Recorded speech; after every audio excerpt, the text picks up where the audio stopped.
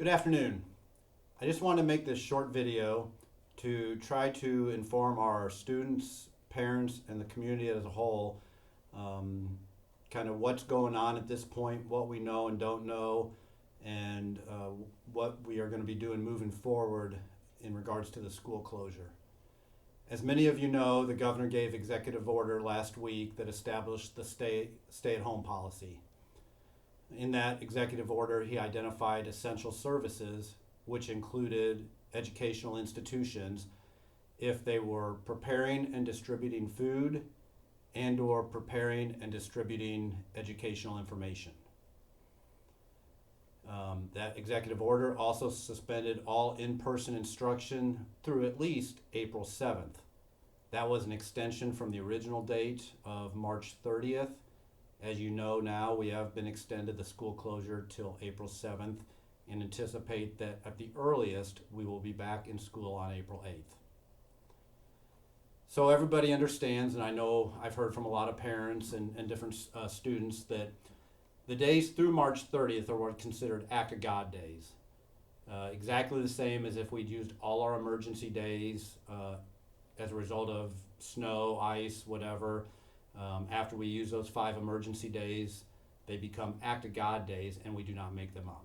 That's what the days we are in right now through March 30th are Act of God days. They will not be made up. They will not be added to the calendar at the end. Also, as a part of Act of God days, schoolwork does not have to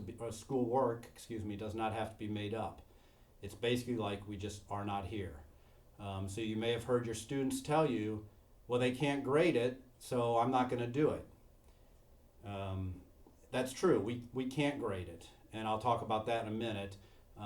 Original guidance we got from the State Board of Education said we couldn't grade it, so we weren't going to lie to our students, but we still wanted to give them schoolwork to work on to keep their mind fresh and keep their mind active while school was closed. Now, late last week, we received new guidance from the State Board of Education that schoolwork can be graded only if it helps a student. When we found that out, we had to think, Mrs. Coffey and I were talking, how realistic is that? Are we going to grade work and say, well, it helps this student, so this grade's going to count for him, but they did poorly on this assignment, another student did, and so it's not going to count for them. We can't go through the schoolwork and grade it and determine whether it's going to help their grade or not, and then for some students let it count and for some students not let it count. Also, if you only count the schoolwork that helps their grade, eventually the grade's just going to increase, and that's not the point of having a grade. A grade is to reflect how well you know the material. So during this Act of God time through March 30th, your students are right if they've told you that. We cannot and will not be grading it.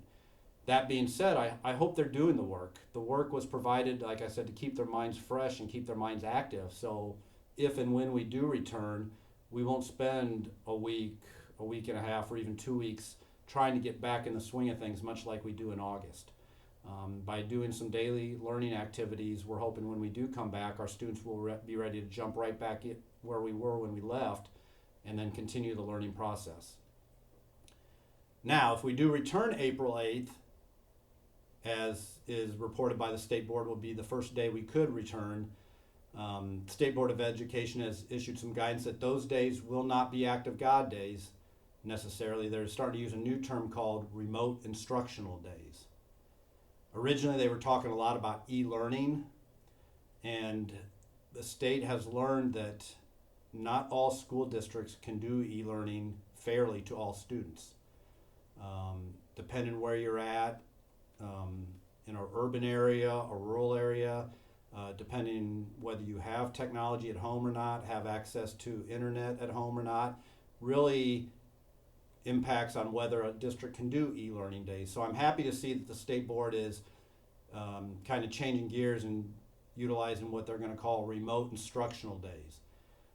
Like I said, we're waiting for guidance from the State Board on what these remote instructional days are going to look like, but we think a lot of it's going to be up to local districts to do what is best for their students. As we continue to get additional guidance on these remote instructional days, teachers are already preparing additional alternative learning assignments or alternative learning activities for your students at home during the break. We may have to distribute that electronically. We may have to set up dates and times for different grade levels to come in and maybe pick up a packet if they don't have access to electronic packets. Whatever we do, we're going to continue to practice social distancing as well as honor the stay-at-home executive order. But if it is extended, that we are out of school and we start to utilize these remote instructional days, like I said, the teachers are already working on additional activities for your child. All through this, we've had two priorities, kind of priorities that we value here at the school, but also being directed to us from the State Board of Education, is first and foremost ensure all our students' nutritional needs are being met. We do that when we're in school and out of school anyway. We understand that not all families have the same access to 3 square meals a day like some other families may have. So kudos to our kitchen staff, Luann, Mike, and Amanda. They've been here every day during the school closure, preparing breakfasts and lunch. We've had different teachers. So far it's been Mr. Kuhn, Mrs. Swigert, Mrs. Strader have been delivering those meals to our students. So like I said, the state board's directing us. Our number one priority is to ensure all students' nutritional needs are being met. We're doing that. The second priority is to ensure that all students have access to remote instruction through whatever means possible. And for these first 2 weeks, that has been our learning packets.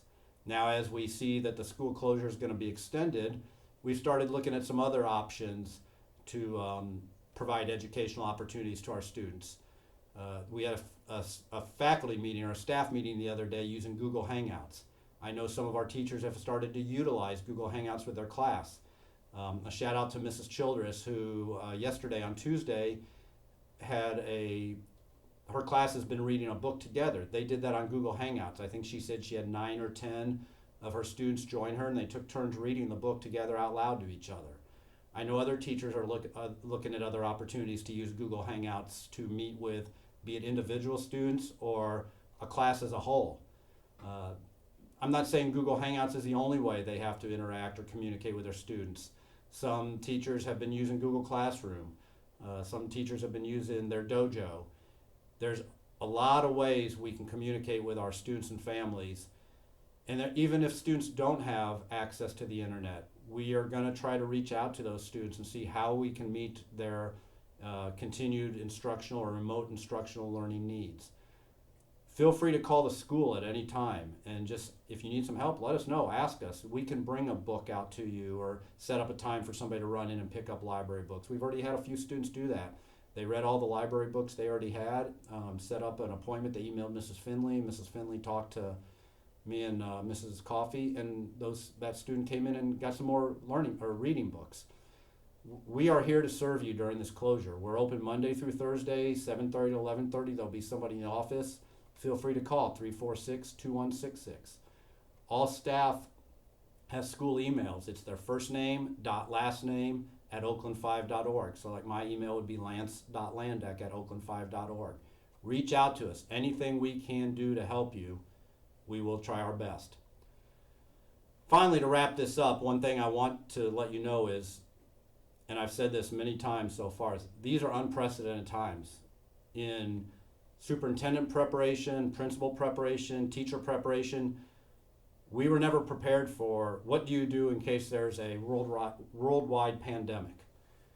A lot of the answers to questions you may have are not known at this point. I received an email the other day about graduation, junior high and high school graduation. I hope we are back in session by the end of the school year and we can have the junior high and high school graduation as scheduled, but I cannot guarantee that. I don't know what kind of restrictions will still be in place come the end of the school year. So a lot of that stuff is still up in the air, and as I've said before, continue to be patient with us, and I thank you for being patient with us. We just do not know the answers to everything. We are receiving guidance on a daily basis from the State Board of Education, from superintendents associations, principals associations, school attorneys. There are just so many things that you don't think about. If schools close down, what do we have to continue to do to meet the needs of our students? and new issues come up on a daily basis. The situation itself changes on a daily basis as the virus spreads. So I have no problem saying we don't know all the answers, but we will do our best once we have the answers to certain questions to get them out to you. As far as, like I said, I was asked the other day about graduation. Right now, we have not canceled any graduations. We have not canceled prom. Unfortunately, we have had to cancel the musical. The Wax Museum was supposed to be last Friday, I believe. Hopefully, we'll be back in school before the end of the year, and those 8th grade students can still have their Wax Museum, or the Three Piggy Opera at 2nd grade. Activities like that I know students and parents look forward to every year. A lot of it's just we got to wait and see what happens and what kind of guidance we continue to get from the State Board of Education. Hopefully, information we've been sharing on the district Facebook page is helpful. If we haven't answered any of your questions or been able to meet any of your needs, by all means, reach out to us. A couple other things real quick. I know I said in closing, but a couple other things real quick is if you're doing at-home learning activities, your students are, or anything, and you're putting them on social media, I would love to see you tag Oakland CUSD number 5, our Facebook account, and let us see those activities. I'd love to share them with everybody. I've heard stories of students making daily schedules for themselves. So maybe from 9 to 9:30 they're doing math, and from 9:30 to 10 they're having recess, and 10 to 10:30 they're doing science projects. If your student or child's done something like that, post it on Facebook and tag us. I would love to see those and share them with everybody in the district.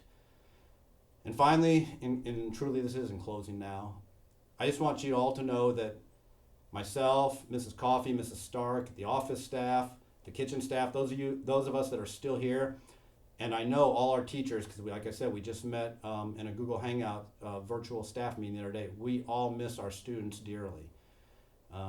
We can't wait to see them again. Just to see their faces and say hi to them in the morning and ask them what's going on. We're used to being with your students, your children every day from September through May, and this just isn't what we're used to. So we do miss our students. We can't wait to have them back here. From what I've heard some of you can't wait to send them back to us either, and I hope that's going well with the homeschooling. But we really do miss our students, and I hope everybody's getting through this school closure okay. Again, if there's anything you need, call the school, email anybody with the school. Let us know. We are here to help you during this time. I hope everybody has a great evening, and thank you very much.